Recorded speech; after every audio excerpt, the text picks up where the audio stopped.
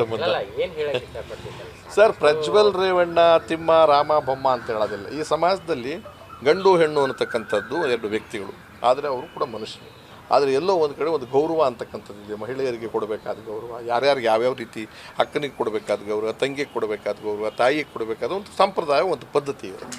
ಆ ದೃಷ್ಟಿಯಿಂದ ಸಾರ್ವಜನಿಕವಾಗಿ ಅಥವಾ ಯಾವುದು ವೈಯಕ್ತಿಕವಾಗಿ ತಮ್ಮ ನಡವಳಿಕೆಯಲ್ಲಿ ಈ ಥರದ ವ್ಯತ್ಯಾಸಗಳಾದಾಗ ಅಂಥವ್ರನ್ನ ಕ್ಷಮಿಸೋದು ಸಾಧ್ಯ ಇಲ್ಲ, ಕ್ಷಮಿಸಲೂಬಾರ್ದು. ಯಾವುದೇ ಸರ್ಕಾರ ಇರಲಿ, ಯಾವ ರೀತಿಲಾದರೂ ಕೂಡ ಸಮಾಜಕ್ಕೆ ಎಲ್ಲೋ ಒಂದು ಕಡೆ ಹೇಳಬೇಕಾದ್ರೆ ಅಂಥ ವ್ಯಕ್ತಿಗಳಿದ್ದರೆ ಹೆದರ್ಕೋಬೇಕಾಗಿಲ್ಲ. ನಾವಿದ್ದೀವಿ ಅನ್ನೋ ಧೈರ್ಯ ತೋರಿಸ್ಬೇಕಾದ್ರೆ ಕಠಿಣವಾದ ಶಿಕ್ಷೆ ಆಗಲೇಬೇಕು. ಪ್ರಜ್ವಲ್ ರೇವಣ್ಣ ಆಗಲಿ ಯಾರಾದರೂ. ಪ್ರಜ್ವಲ್ ರೇವಣ್ಣ ಅವರ ಬಂಧನಕ್ಕೆ ಇವತ್ತಿಗೂ ಇನ್ನೂ ಮುಂದಾಗ್ತಾ ಇಲ್ಲ. ಇಲ್ಲಿ ಇಲ್ಲಿ 3-4 ವಿಚಾರ ಇದೆ. ಈ ಮಾಧ್ಯಮಗಳು ವಿಶೇಷವಾಗಿ ಭಾಳ ಮುಂದುವರೆದಿರೋದ್ರಿಂದ ಪೆನ್ ಡ್ರೈವು, ಕಂಪ್ಯೂಟರು, ಅದು ಯಾವುದರಲ್ಲೋ ಇದು, ಅದು ನಿಜಾನೋ ಸುಳ್ಳು, ಇವೆಲ್ಲ ದಾಖಲೆ. ಅಂದರೆ ಯಾವುದೇ ಒಬ್ಬ ನಿರಪರಾಧಿನ ಅಪರಾಧಿ ಮಾಡೋ ಹಾಗಿಲ್ಲ. ಆದರೆ ಅಪರಾಧಿ ಸ್ಥಾನದಲ್ಲಿದ್ದ ಕ್ಷಣಕ್ಕೆ ಅವನು ಅಪರಾಧಿ ಅನ್ನೋದು ಪೂರ್ಣ ಆಗೋವರೆಗೂ ಕೂಡ ಯಾವ ರೀತಿ ಆಯ್ಕೆ ಮಾಡಬೇಕು,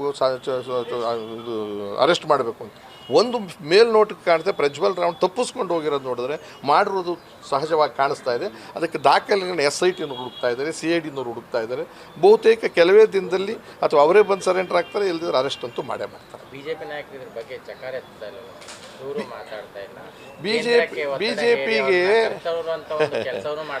ಬಿಜೆಪಿದು ದುರಂತ ಏನಂತಂದರೆ ತಾವು ಸೋಲ್ತೀವಿ ಅನ್ನತಕ್ಕಂಥದ್ದು ಸಂಪೂರ್ಣವಾಗಿ ಅವರ ತಲೆಗೆ ಹೋಗಿದೆ. ಈಗ ಅಂದರೆ ರಾಷ್ಟ್ರಾದ್ಯಂತದಲ್ಲಿ ಮೋದಿಯವರ ಅಲೆನೂ ಹೋಗಿದೆ. ನಮ್ಮ ಸರ್ಕಾರ 400 ಅಂತದಲ್ಲ, ಅದು ಕೂಡ ಹೋದಾಗಿದೆ. ಆ ದೃಷ್ಟಿಯಿಂದ ನೂರಾರು ಮಾನಭಂಗ ಮಾಡಿದಂಥ ಒಂದು ಸಂಸ್ಥೆಯನ್ನು ಜೊತೆಲಿ ಗೊತ್ತಿಲ್ಲದೆ ಸೇರಿಸ್ಕೊಂಡ್ಬಿಟ್ಟಿದ್ದಾರೆ. ಈಗ ಅವರಿಗೆ ಇರುಸು ಮುರುಸಾಗಿದೆ, ಏನು ಮಾಡಬೇಕು ಅಂತ ಗೊತ್ತಾಗಿ ನುಂಗಲಾರದು ತುತ್ತಾಗಿದೆ.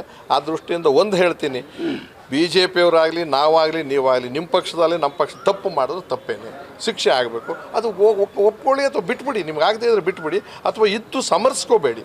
ಅಲ್ಲ, ಜೊತೇಲಿ ಇದ್ಕೊಂಡು ನೀವು ರಾಜಕಾರಣ ಮಾಡಿ, ಆದರೆ ಜೊತೇಲಿದ್ದಂಥವ್ರು ಮಾಡಿದ ತಪ್ಪನ್ನು ನೇರವಾಗಿ ಹೇಳಿ ಖಂಡಿಸಿ ನೀವು ಬೆಂಬಲಿಸಿ ಅವ್ರನ್ನ ಜೈಲಿಗೆ ಹಾಕ್ಸೋದಕ್ಕೆ ಏರ್ಪಾಟ್ ಮಾಡಿ.